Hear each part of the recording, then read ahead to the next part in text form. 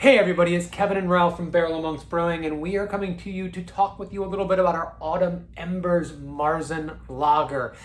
Anyone that knows me and has watched Full Favorite Friday or knows me personally, and I know Ralph is a big fan of these beers too, knows that we love malty, clean, drinkable lagers. We have never really done one before at Barrel Amongst. We've done a Pilsner before, we've done a few lagers in the past, but this was something that was a passion project for me because I really wanted to have a Marzen of my own, one that I could hoard to myself, and whether or not anyone else wanted to drink it, I certainly would.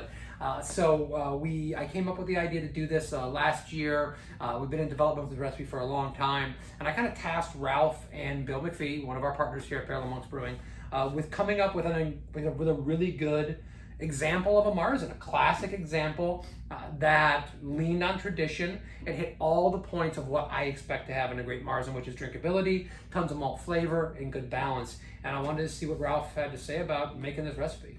Yeah, so, like I start out any recipe, especially when I want it to be traditional, I went to the main resources like BJCP, Master of Brewers, podcasts, or even American Society of Brewing Chemists, anything I can find to, make a beer that has the storied history as much as Marzen to make sure that it's going to be what it should be. And then shout out to my friend Thorsten over at Locksmith Brewing over in Hamburg, Germany. I reached out to him because I know he's obviously brewed quite a few lagers and has awesome setup lagering tanks. And I was like, hey, you're born and raised German, you had some Marzens, what should I do? So came upon a recipe that's very drinkable. It's got in the front, very nice malty bready aroma, but the best trick I think this beer does is it's very dry on the back end. So most of the time, especially with malty beers now, you assume it's going to be just sugar, but nope, it's a session beer that doesn't look like a session beer, and that's kind of what I was going for. Yeah, that's so important. I mean, when you're trying to tick the boxes for one of these classic styles, you have to go back to the drawing board and find out how they've built these traditionally over years.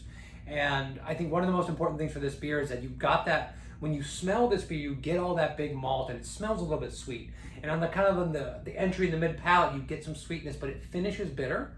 Not bitter, not like a West Coast IPA bitter, but it's finished with a little bit of bitterness, which balances the beer out, really makes it drinkable. And I know we overuse that term drinkable, but it's really what we care about so much. We want people to not just have 2 ounces of beer and go, I'm good with that. We want them to go back to it. And for a 5.8% Marzen, that's what you're looking for. You're looking for someone that's going to be thrilled to go back to that beer over and over again. And I really think we hit the mark here. Like I said, I love this style. It is something that I'm so passionate about, and I'm so happy that we had a chance to do this. I wondered, Barrel Amongst, Belgian-inspired brewery, doing a classic German lager, does that even make sense? But at the end of the day, throw sense out the window. We're just going to make great beers, and I have every bit of trust in going into this with you and Bill of putting together something great that we'd be really, really proud of. And I think we hit the mark here. Right now, it's the first time ever. I'm hoping that this will be a thing that we do in the future, but there's no guarantees of that. We got to see how people enjoy it and how it's received. If I'm the only one drinking it, maybe that would be selfish to bring it back. I have to be realistic on this.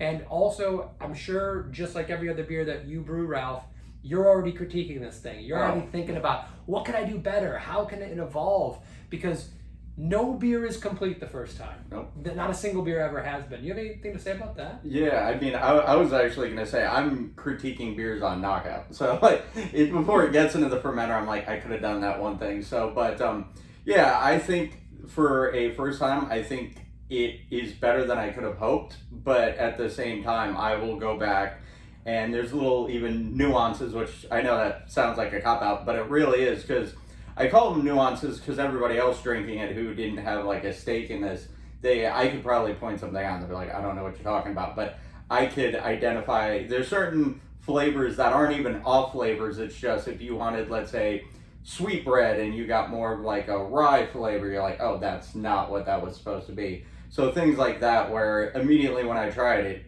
doesn't mean it's bad by any stretch of the imagination, but I'll go back and be like, okay, so how can I make that sweeter next time? Or how can this be more like a pumpernickel flavor?